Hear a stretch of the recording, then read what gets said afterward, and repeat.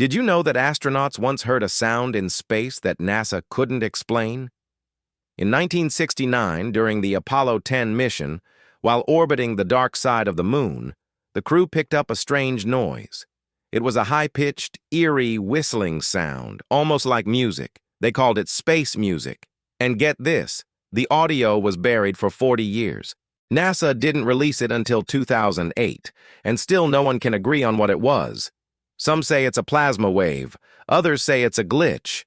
But what if it's something watching us? Leave your theory in the comments below. And by the way, smash the like button if you didn't know this already. And subscribe for more crazy space facts.